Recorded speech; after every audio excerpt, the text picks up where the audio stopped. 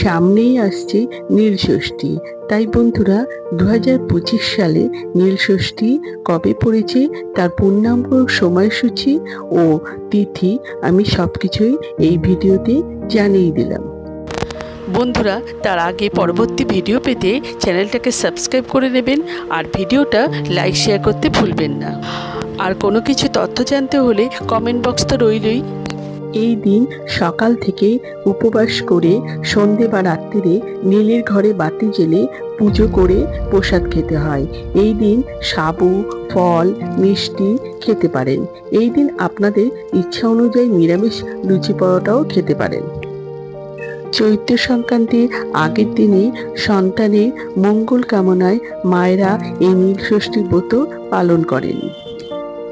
2025 সালে নীলষষ্ঠী পড়েছে ইংরেজির 13ই এপ্রিল 2025 সাল রবিবার। নীলষষ্ঠী পুজোর ব্রত তিথি শুরু হবে ইংরেজি 12ই এপ্রিল 2025 সাল শনিবার।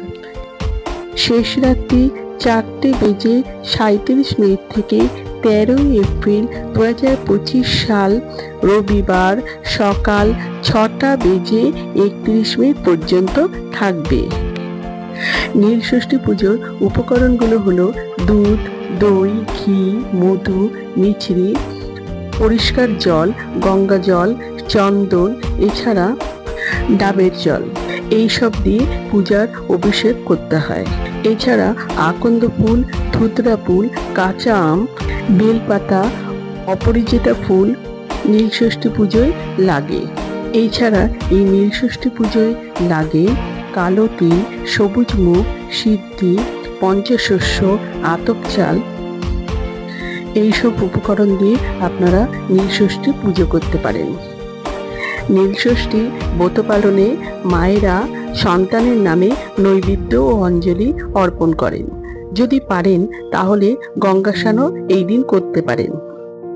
বন্ধুরা, যদি উপবাস করে নীলষষ্ঠী ব্রত পালন করেন তাহলে আগের দিন নিরামিষ খেয়ে সংযম পালন করতে হবে।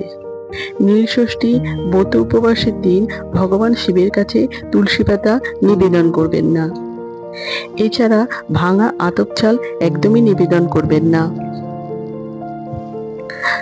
কদম, কেতকী ফুল এগুলো ভগবান শিবের কাছে এই দিন নিবেদন করবেন না। এই নীলষষ্ঠী ব্রতর দিন আপনারা যদি উপবাস করে থাকেন তাহলে সারাদিন উপোস করে সন্ধেবেলায় বাতি জ্বালাতে হয়। বন্ধুরা, নীলষষ্ঠী বাতি দানে শুভ সময় থাকছে ইংরেজির 13ই এপ্রিল 2025 সাল, বাংলার 30শে চৈত্র 1431 সাল রবিবার সন্ধে 6:58 থেকে সন্ধে 7:51 মধ্যে আপনারা করতে পারেন। নীলষষ্ঠী ব্রত উপবাসের দিন আপনারা 5 রকমের ফল ভগবান শিবের কাছে নিবেদন করতে পারেন। এর মধ্যে কাঁচা আম আর বেল থাকা প্রয়োজন। এছাড়া আপনারা পছন্দ মতো ফলও নিবেদন করতে পারেন, তবে কাঁচা আম এই সময় সহজেই পেয়ে যাবেন। উপবাস ব্রত করার পর আপনারা প্রসাদ খেতে পারেন। এছাড়া আপনারা দইয়ের শরবত, তরমুজ এগুলো খেতে পারেন। আমার আজকের ভিডিওটা এই পর্যন্তই শেষ করলাম।